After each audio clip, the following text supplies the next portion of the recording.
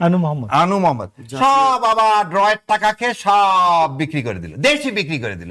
বিরক্ত হয়ে আমি গতকালকে টক শো থেকে বের হয়ে চলে গেছি, কারণ হচ্ছে জাতি বেঈমান, মির্জাফরের চেয়ে বেঈমান। কত বড় অগাসিটি, রক্তের স্বচ্ছ দাগ ছিল শেখ হাসিনার সাথে সাথে এই লোকটারও ফাঁসি হওয়া উচিত। এটা মির্জাফর কথা।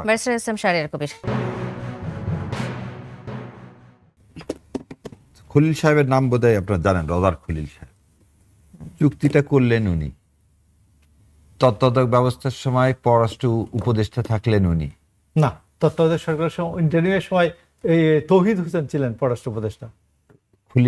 খলিল কি ছিল? খলিল প্রতিরক্ষা উপদেষ্টা ছিল। প্রতিরক্ষা উপদেষ্টা ছিল না, তার ইয়া ছিল হচ্ছে এই চুক্তিটা করার জন্য খলিলই হচ্ছে ডেজিগনেটেড লোক ছিল। আচ্ছা, যেটা ইতিহাস সেটা পাল্টানো যাবে না। Khalil was the main man who sign this deal. এত ভালো লাগলো, এত পীড়িতের লোক, শব্দটা খারাপ হয়ে গেল, আমার মতো ব্যারিস্টার সাহেব পীড়িতের লোক, এটা বলেন না ভাই, বলেন। এত ভালোবাসার লোক, তাকে কোলে তুলে নিয়ে আপনি আবার ফরেন মিনিস্টার বানায় দিলেন। ফরেন মিনিস্টার বানায় এখন আবার বলতেছেন চুক্তি ভালো না, খলিল ভালো, চুক্তি ভালো না। এবার আপনাকে বলি, এই চুক্তিটা আমেরিকার সাথে যে চুক্তিটা হলো হচ্ছে 9 ফেব্রুয়ারি, 9 ফেব্রুয়ারি, আর ইন্ডিয়ার সাথে চুক্তি হলো আমেরিকার 4 ফেব্রুয়ারি। খলিল সাহেব ইন্ডিয়াতে গেলেন, আমেরিকার সাথে চুক্তি হলো, বাংলাদেশের সাথে চুক্তি হলো, 12 তারিখে আমেরিকা একজনকে কোলে তুলে নিয়ে এসে ক্ষমতায় বসায় দিল। যোগসূত্র বিনিশ্চিতার মালাটা এক জায়গায়। এবারে আমার ভাই ফারুক ভাই ছিলেন ওদিন, একটা হাই কমিশনের ডেজিগনেশন হচ্ছে ডিপটি কমিশনার র্যাঙ্ক, একটা হাই কমিশনের র্যাঙ্ক হচ্ছে ডিপটি কমিশনার র্যাঙ্ক। ডিপটি কমিশনারের দাওয়াতে মন্ত্রী চলে যাবেন ওখানে, এবং তার সাথে সঙ্গপঙ্গ সবাই যাবেন, এর মতো লজ্জাস্কর বোধ আর পৃথিবীতে কিছু নেই। আবার বলে দিচ্ছি, একজন সারা জীবন কোনো ডেলিগেশন আসলে মন্ত্রীর সাথে দেখা করতে গেলে সেক্রেটারি থাকবে, মন্ত্রীর নিজস্ব রুম আছে, সেই ডেলিগেশন সেখানে আসবে। আর আমরা এতই অসহায় হয়ে গেলাম, আমার ভাই বলতে আমার ভাইকে সমর্থন জানানো উচিত, কিন্তু আমার ভাইও অসহায়, কারণ এই কথাগুলো হয়তো আপনাকে না ইয়ে ভাইয়ের কথা বললাম, অসহায় কারণ বলতে পারতেছেন না। ওনার দলের কমার্স মিনিস্ট্রি জোর এই যে হাত যেরকম করতেছে এরকম করতেছিল ওখানে, কি বলবেন? এবার আর একটা জিনিস বলি, ভাইদে বললেন এখানে আর একটা কথা, যে তাহলে ডেলিগেশন যাওয়া এটা হচ্ছে পুরাপুরি রাষ্ট্রীয় কাঠামোর বাইরে গেলেন, আপনি মেনে নিচ্ছেন দাসত্ব, তার কে আপনাকে ঠেকাবার? সংসদে জামাতে ইসলামের যতগুলো, শোনেন, এই 71-এ যতগুলো ইয়া দেওয়া হয়েছে তার 90% রিজেক্ট হয়ে গেছে আউটরাইট। এবার আরো একটা জিনিস বলি, মন্ত্রীদের সুবিধা আছে, তারা যে কোনো সময় যে কোনো কিছু তাদের প্রশ্নোত্তর পর্বে নিয়ে আসতে পারে। মাননীয় প্রধানমন্ত্রী তার সমাপনী বক্তব্যে এই ট্রিটি সম্পর্কে কিছু বলছেন না। এখন কিছু ক্ষেত্রে খালি সমালোচনা করলে হবে না, আপনাকে কিছু বাস্তবতা মেনে নিতে হবে। বাস্তবতাটা হচ্ছে আপনার গার্মেন্টস যায় কত বিলিয়ন? 7.3 বিলিয়ন। কোথায় যায়? খালি ইউএসএ মার্কেটে। আপনাকে 35% না 39% আপনার ট্যারিফ ইম্পোজ করলো, সেই ট্যারিফ থেকে কমিয়ে নিয়ে এসে 19% করলো, করে আপনাকে বলে দিল যে এটা করব যদি তুমি এটাতে সাইন করো। আচ্ছা, তাহলে আপনাকে যখন আপনি এই গার্মেন্টস রক্ষার জন্য, একমাত্র গার্মেন্টস ছাড়া তো আপনি ডাইভার্সিটি কিছু করেননি। আর আপনি যখন দাদা ঠাকুরের ইশারায় ক্ষমতায় আসবেন, তখন দাদা ঠাকুর বলে দিছে সাইন করে দাও, আর আমার এই খলিল সাহেব কার বন্ধু, ওপারে বলে দিচ্ছে যে বাবা তুমি সাইন করে দাও। এটা রিভিউর জন্য কেউ বলেছে, রিভিউ করা, এটা আগে বলে দিই, রিভিউ করার এটা নিয়ে কথা বলতেছে, তার আগে আদানি নিয়ে কথা বলে। দয়া করে ওই ঘাতানি যেমন করছিলেন, এবার আদানি নিয়ে কথা বলে, আদানির প্রতিদিন যে রক্ত চুষতেছে এই আমেরিকার এই চুক্তিতে সে রক্ত চোষা নাই।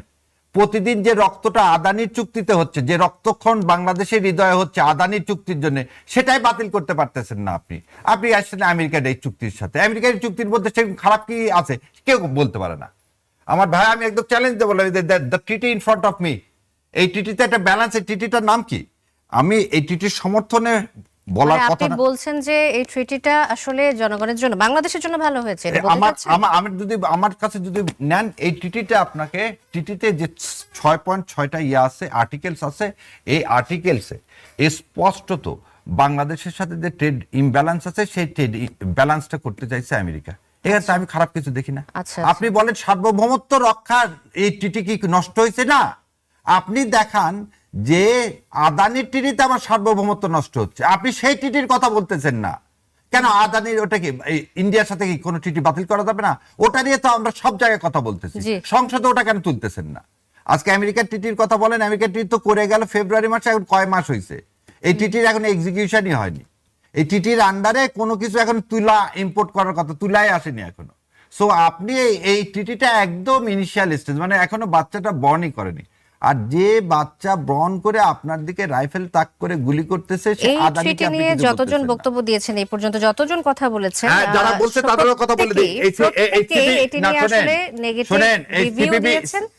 আমি আপনার কাছে আরেকটা ডিটেইলস শুনতে চাই যে কি কারণে আপনি এটাকে পজ শুনেন। সিপিবিরা যাদের কোনো ভোট নাই, তারা হচ্ছে সারা জীবন খালি চিৎকার শুনে যান, মার্কিন সাম্রাজ্যবাদ নিপাত যাক, আর রুশ ভারতের দালালেরা হুঁশিয়ার সাবধান।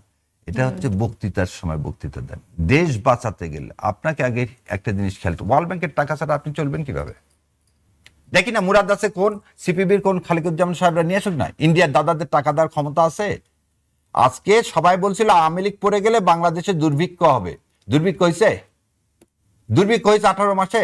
বলে যে ভাই যে বলে জামাত ইসলামের ইয়ে কথা না, আপনাকে জাতীয় স্বার্থে স্বার্থের এই আর্টিকেলটা স্বার্থ বিরোধী, আপনি সেই স্পেসিফিক আর্টিকেল বলে আপনি নোটিশ দেন। আপনি অ্যাজ এ হোল একটা দেশের, আমি তো বললাম আদানিটা নিয়ে কেন কথা বলতে লজ্জা পাচ্ছেন রে ভাই আপনার? সিপিবি কেন আদানি নিয়ে একদিনও দেখি, এই যে শোনেন, আগে একটা তেল এটা আনু সাহেবের একটা ইয়া ছিল, আনু মোহাম্মদ, সব আবার ড্রয়ের টাকা খেয়ে সব বিক্রি করে দিল, দেশি বিক্রি করে দিল, হাসিনার সময় রাস্তায় বাড়াতে পারলো না। তো এই হচ্ছে এদের হচ্ছে এই সিপিবি মার্কা এই লোকগুলোরে, এরা হচ্ছে দেশদ্রোহী, এরা হচ্ছে ভারতের গোলাম। ভারত তখন ইশারা দেয় যে আমেরিকা একটু আরেকটি বিষয় নিয়ে আসতে চাই। 2013 সালের 5 মে রাজধানীর ঢাকার মতিঝিলে শাপলা চত্বরে হেফাজতে ইসলামের মহাসমাবেশে তৎকালীন আইন শৃঙ্খলা রক্ষাকারী বাহিনী সদস্যরা যে অভিযান চালায়, সেখানে মর্মান্তিক ঘটনা ঘটে। আন্তর্জাতিক অপরাধ ট্রাইব্যুনালের চিফ প্রসিকিউটর আমিনুল ইসলাম জানিয়েছেন যে শাপলা চত্বরে হেফাজতে ইসলামের সমাবেশকে কেন্দ্র করে নারায়ণগঞ্জ ও চট্টগ্রামের 57 জন হত্যাকাণ্ডের শিকার হওয়ার তথ্য পাওয়া গেছে। এখন তিনি বলেছেন যে এসব হত্যাকাণ্ডের ঘটনায় ক্ষমতাচ্যুত প্রধানমন্ত্রী শেখ হাসিনা সহ 30 জনের সম্পৃক্ততার তথ্য পাওয়া গেছে। ওই সময়ে জামাত শিবিরের কি ভূমিকা ছিল? জামাত শিবিরের কেউ কি এই ঘটনায় হত্যাকাণ্ডের শিকার হয়েছিল কিনা, যদি আমাকে একটু বলেন। বহুদিন পর প্রত্যক্ষদর্শী হিসাবে একটা স্টেটমেন্ট দিয়ে দিই। জি। সেদিন আমার সৌভাগ্য হয়েছিল একটা ট্রাক পানি পাঠানোর, বলিনি কোন আজকে বলে দিলাম, এক ট্রাক পানি পাঠানোর সৌভাগ্য হয়েছে। এবং সন্ধ্যার পর ওখানে ওই একটা লাশ আসলো, তারপর ওখানে আর আমি থাকতে পারলাম। আজকে দেখেন রয়ের এক দালাল, বিবিসির এক মুখটা খুব খারাপ ভাষায় আসে যে ওকে মানে রাগটা কন্ট্রোল করতে হচ্ছে, ওর জন্মের ঠিক নাই, সেজন্য ও বলতে পারে এখানে কেউ মারা যায়নি। ওর যদি জন্মের ঠিক থাকে, আমি চ্যালেঞ্জ দিলাম, তাহলে ও বাংলাদেশের বেইমানি করতে পারে না, এবং বাংলাদেশের কোনো মিডিয়া তার কোনো কভারেজ দেওয়া উচিত না, কারণ হচ্ছে জাতীয় বেইমান, মির্জাফরের চেয়ে বেইমান। কত বড় অগাসিটি, রক্তের স্বচ্ছ দাগ ছিল, ফায়ার ব্রিগেড নিয়ে এসেছে, পানি দিয়ে সেটা ধোয়ালেন। আর কত বড় নির্মম! কি আর একজন দেখি, কি সাংবাদিক একজন, সারাদিন হট্টগোল, একটা লাশও পড়েনি। এই সাংবাদিকতার লাইসেন্সই থাকা উচিত না। এটা কে?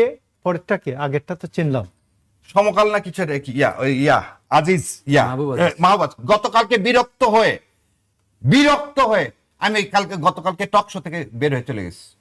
আমি বলে দিলাম গতকালকে ইন্টেনশনালি এত রুচিতে বাঁধলো যে লোকটা একটা এইভাবে মিথ্যাচার করতে পারে, দেশকে বিক্রি করে দিতে পারে তারা ইন্ডিয়ার কাছে, তাদের কাছে আর কি বসবো। সেদের মাহবুবাদীদের ওখান থেকে আমি সুন্দর মতো আধা ঘন্টা পর বের হয়ে গেলাম।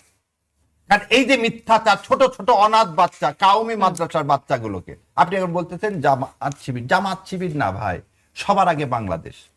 আমার দেশের সন্তানগুলো তো আমার আপনার কারো না 13 সালের। তাহলে আমি কি এই যে আমি যে উত্তেজিত হয়ে বললাম কি জন্যে, ওই সন্তান তো কারো না কারো এতিম বাচ্চারাই তো ইয়াতে কাউমিতে যায়, তাদের হয়তো ভোটার আইডি কার্ড ছিল না, শয়ে শয়ে বাচ্চাকে মারছেন এবং ডাম্পিং করছেন কোথায় সেটাও আছে। আজকে একটা রাজ সাক্ষী আসছে। আর বিবিসির কত বড় মিথ্যাচার, বিবিসির কত বড় মিথ্যাচার, বিবিসি একটা মিথ্যার একটা কি ইনস্ট্রুমেন্ট, ওটা একটা আচ্ছা। যে ইনস্ট্রুমেন্ট ইরাককে ধ্বংস করছে, সারা পৃথিবীর যেখানে মুসলমান পায় সেখানে তারা ধ্বংস করে। এবং বিবিসির হেডটাকে, জি বিবিসির হেডটাকে দেশের মানুষের জানা উচিত। এটা হচ্ছে ভারতের দালাল, এরা যা শিখায় দেয় তাই এদেশে পালন করে। এবং কত বড় অগাসিটি, সে বলে একটা লোক মৃত্যুবরণ করে, এর ফাঁসি হওয়া উচিত। শেখ হাসিনার সাথে সাথে এই লোকটারও ফাঁসি হওয়া উচিত। এটা মীর জাফর কথা। Barrister S M Shahriar Kabir.